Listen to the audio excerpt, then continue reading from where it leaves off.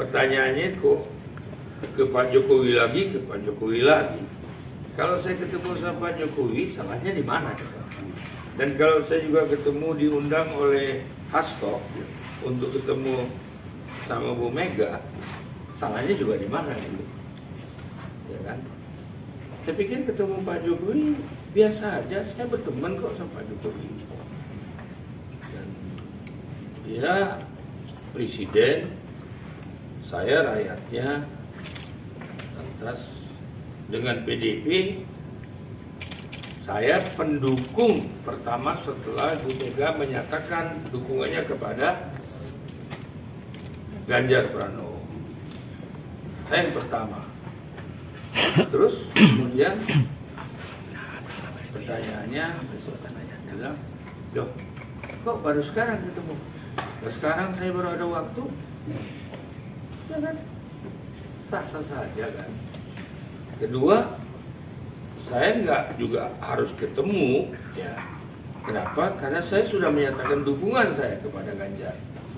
Lantas kemudian Hasto menelpon saya untuk minta waktu untuk ketemu dengan Ibu Mega dan PDP. Saya senang sekali untuk menyatukan pandangan-pandangan yang mengkaburkan tentang dukungan saya kepada PDP, kepada Ganjar.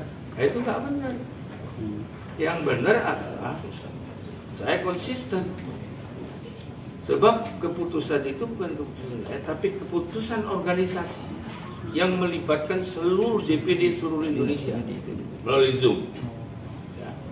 Sehingga timbullah satu kesepakatan secara spontan mendukung Ganjar untuk menjadi presiden. Tadi kan saya udah bilang bahwa saya sebagai ketua partai yang membawahi sebuah partai dengan organisasi partai saya diajak untuk kerjasama, bukan koalisi. Kerjasama itu bedanya apa? Tidak ada yang mimpin, tidak ada yang dipimpin. Namanya kerjasama. Sama. Rata duduk sama rata berdiri. Kalau koalisi pasti ada ketua, ada yang menjadi besar, ada yang sebagai anggota. Itu koalisi. Pak, artinya apakah nanti Hanura juga akan ikut berperan untuk penentuan cawapres bagi Ganjar? Pikir-pikir dulu ya, karena apakah kesepakatan kita kerjasama itu dalam pembicaraan belum sampai ke situ karena belum ada satupun capres sekarang yang sudah punya wakil. Hanura sendiri punya figur nggak Pak untuk ditawarkan ke PDIP? Oh, banyak figurnya. Banyak sekali figur ini. Kenapa? Banyak orang yang bersih, banyak orang punya kemampuan, banyak orang yang dicintai rakyat, ya. Yang sekarang ini yang muncul kan hanya beberapa saja. Dan kita belum tahu situasi ini. Salah satunya namanya Pak. Itu rahasia perusahaan tuh. Kalau sekarang disebutin nanti bocornya kemana coba? Bocor ke lawan. Ya begitu kita bilang ini calon wakil saya atau ini usul dari wakil si A, wakil si B bisa tersinggung loh, karena belum waktunya katanya. Begitu. Pak, bagaimana Hanura lihat PDI, kenapa Hanura menjatuhkan hati pada PDI untuk kerjasama Pak? Apakah ada kesamaan? Saya melihat figur yang ditunjuk. Karena semua kan kita bicara track record. Track record ini yang mengukur sesuatu kemampuan yang juga bisa menjamin sesuatu proses, ya. Dan anak-anak muda tuh udah pintar, saya bilang. Dia juga melihat. Kalau orang kayak saya ini umpamanya umur saya udah 75 tahun, ini pikir-pikir juga sekarang udah bukan saya bilang itu saya nggak bisa. Tapi mungkin kemampuan daya pikir dan tapi kan orang ada itu yang jadi Perdana Menteri umur 90 tahun, ada yang dari ya, ada jadi presiden, ya boleh saja. Tapi yang energik Mengakui nggak saudara-saudara bahwa anak yang masih muda itu energik, bahwa kepintaran itu kan bisa high, bisa kita bikin di higher, kita jadikan.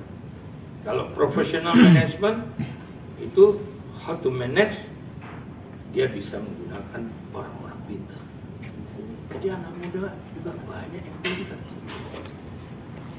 Negara-negara lain itu waduh, banyak yang pintar anak muda. Nah, bangsa kita jangan diperbodoh dong, harus banyak yang lebih pintar juga gitu. Soal wacana Gibran Pak, cawapres masih muda Pak. Nah itu saya nggak tahu, tanya sama Gibran. Gibran itu kan biar muda-muda tapi kan udah dewasa dan dia pasti bisa menjawab. Dan jawaban dia itu saya melihat ini anak kan cerdas, tapi ya nggak bisa kita menjawab pikiran dia.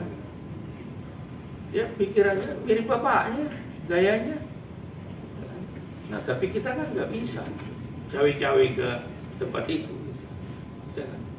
Pada biasa Pak, artinya Pak Hanura mendukung atau mengajak orang untuk memiliki berbeda gitu. Ya, saya sependapat dengan pertanyaan itu. Saya mengajak anak-anak muda memanfaatkan itu untuk kepentingan dia, kepentingan masa depan bangsa, masa depan anak-anak muda, sehingga anak muda itu ada jaminan di masa depan terhadap sekolahnya, terhadap kesempatan bekerjanya, terhadap kesempatan menjadi orang-orang yang memimpin negara ini. So, jadi jelas ya, kalau strategi Hanura itu punya satu generasi anak digital. Ya, digital milenial daerah. Gini,